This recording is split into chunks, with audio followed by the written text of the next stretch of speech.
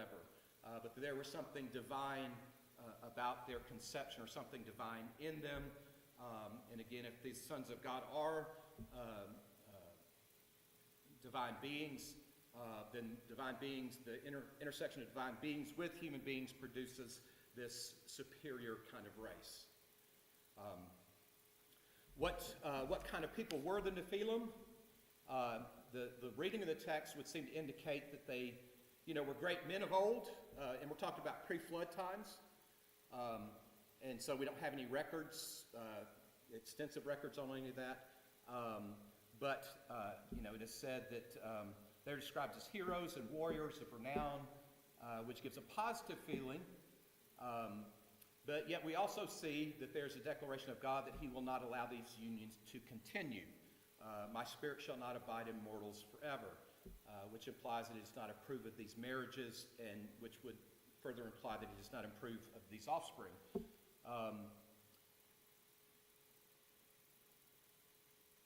Also, the connection of the Nephilim in this passage with what comes next in terms of Noah and the corruption of humankind, and the need that God determines to destroy all the earth and to save Noah and his family, seems to indicate that, or could imply that there was something not so good about the Nephilim on the earth.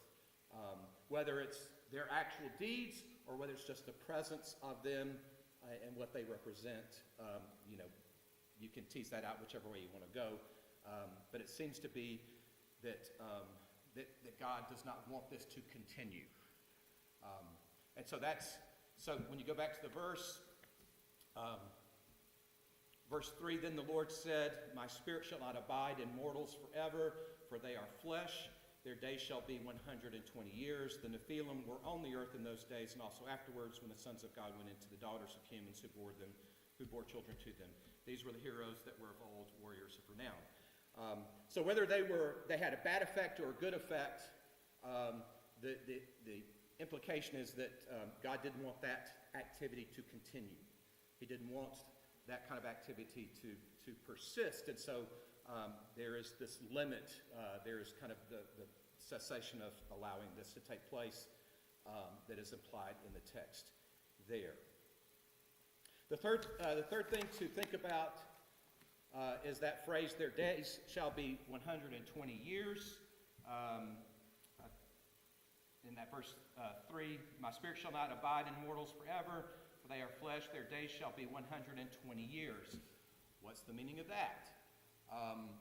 Specifically, is that a declaration specifically related to the Nephilim, that they will not be allowed to live long lives as many of the pre-flood people lived?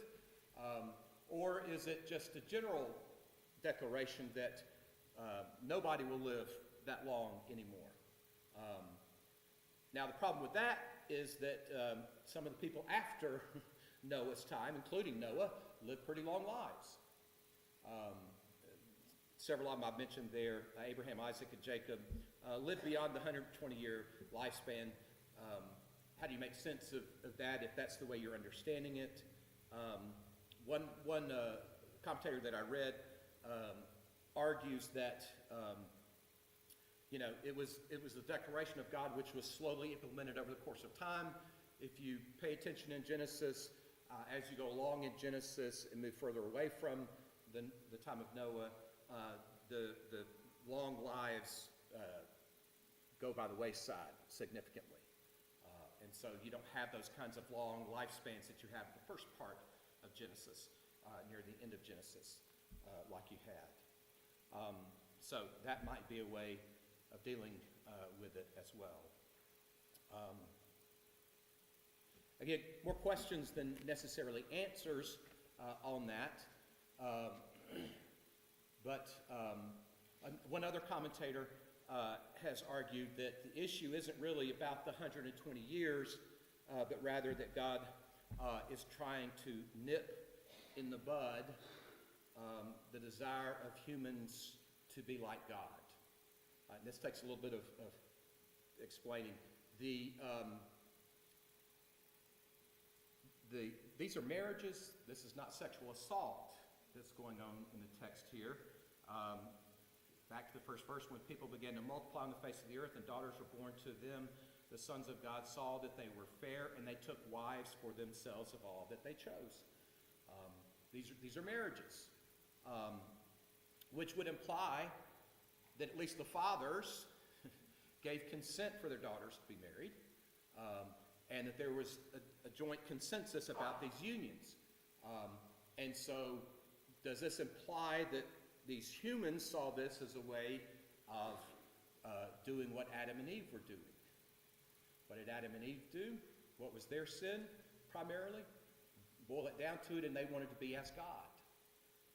They wanted to know right and wrong so that they could be as God.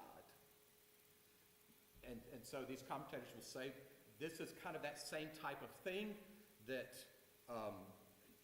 this activity agreed upon, entered into and agreed upon, would have, of course, had the opportunity to extend life, long life. And so maybe that's behind this limit to 120 years and the desire to kind of nip this all in the bud. Additionally, to that point, if you go back into Genesis chapter 3, Genesis chapter 3 is the fall of humankind. And that's where, after Adam and Eve are punished and whatnot, verse 22, chapter 3 reads there, I got that on the last page. Then the Lord God said, behold, the man has become like one of us, knowing good and evil. And now lest he put forth his hand and take also of the tree of life and eat and live forever. Therefore the Lord God sent him forth from the Garden of Eden to till the ground from which he was made. In other words, God nipped that in the bud. He wasn't going to allow humankind to try and live forever. And there seems to be kind of a similar thing going on here. My spirit shall not abide in mortals forever. They are flesh. Their days shall be 120 years. So some scholars look at this and look back at the Genesis 3 chapter and make that kind of a connection.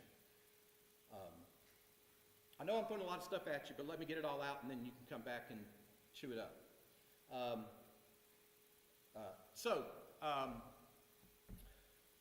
For me, I take the traditional understanding of this story to hold true, by which I mean I think it's the best understanding of it. I know there are a lot of questions, a lot of things, but I don't think we know enough to really change it. And primary consensus focuses on this, although that's not a conservative liberal type of thing. There are a lot of conservatives that agree with it being Seth. These are the sons of Seth.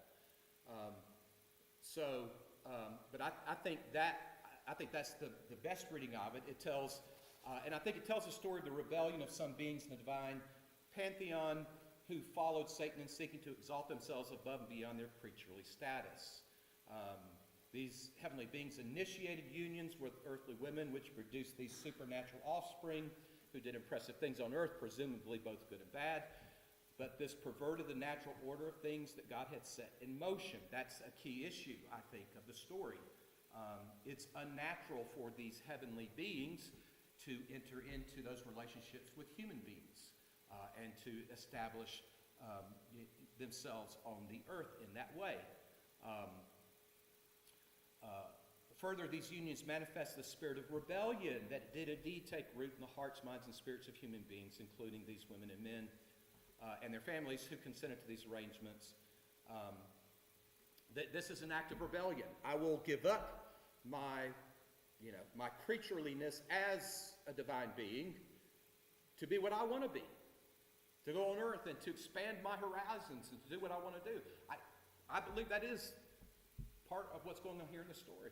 And I believe that's what Judah's getting at when he calls forth their condemnation, is that they are rebelling against their created order. Again, this parallels with Adam and Eve.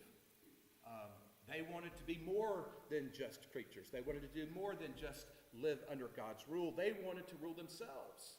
They wanted to break out. They wanted to rebel against the natural order of things, and this story seems to echo that. These heavenly beings were not meant to come on earth like this and to engage their breaking through what God has set in motion. And so their rebellion against the created order is the heart of what they're doing. There is a sense, and again, we don't know whether angels engaging in sex or the heavenly beings, who can engage in sex, who can't, and how much that would have been a part of this or not. We don't have a drawn-out, systematic understanding of angels or heavenly beings. But the story seems to imply, the desire to gratify inappropriate desires, reaching beyond what is given to you, indulging the lust. And that seems to be implied in the text. In the second verse, the sons of God saw that they were fair, and they took wives for themselves of all that they chose. Most scholars look at that as implying that kind of lustful, reaching, grasping, taking beyond what is allowed for you as behind that, those words. That, of course, connects up very well with today. If anything, if you read this story in this way, it certainly parallels a lot of what's going on in our day and age. I'm not telling you anything new or different. The whole of the modern project is to liberate human beings from any norms of sexual identity or activity so that one may do as he or she pleases. That is the modern project, I believe. I want to do what I want to do, and whatever I can imagine, I should be able to do. And that seems, the germ of that seems to be implied in this story. And certainly the verse 6, chapter 6, verse 5, that follows up this story. The Lord saw that the wickedness of man was great in the earth, and that every imagination of the thoughts of the heart was only evil continuously. So for me, there's a lot of resonance with what we see going on. And that aspect of the heavenly beings rebelling and coming into the earth, to me, makes sense, especially when we think of Satan. Again, we don't have it fully worked out about Satan, but one of the key passages for Christians, Revelation chapter 12, which talks about the battle in heaven between Michael and Satan. That whole chapter, it's mysterious enough to where you can't pin it down exactly where and when it happened, which I think is intentional. But it talks about the battle. It talks about Satan being cast out of heaven and the angels with him. And so what is implied in that passage, just that passage, is the rebellion of Satan, his desire to destroy God's plans, undo God's plans, and his defeat and being cast out of heaven. And then, of course, things on earth get a whole lot worse once they get cast down to earth. So the rebellion of Satan and his host, and they're bringing evil to the earth. That whole trope stands behind, I think, and invigorates this reading of this story. Back to Jude 6 verse, I believe that Jude had this story in mind. However much one Enoch contributes to it, and David gave me the first Enoch book, the chapters there, so I'll have to read through it and share maybe some of that with you in another context here soon.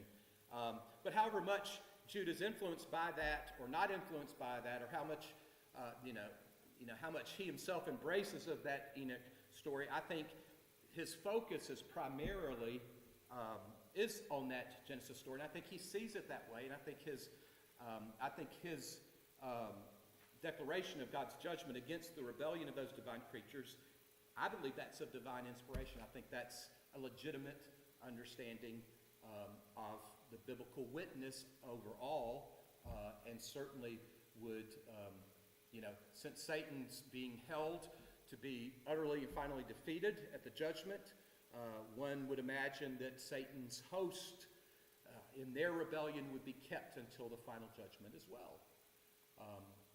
And so that makes sense to me, and that's, for me, that's my understanding of Jude 6 in connection to these verses.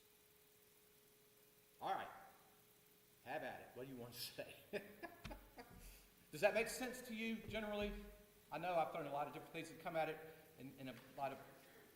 To me, it seemed better to take the objections and try to tease them out, and then to come back to the passage rather than just reading the passage and talking about it, because you end up overlapping a lot of things there in that way.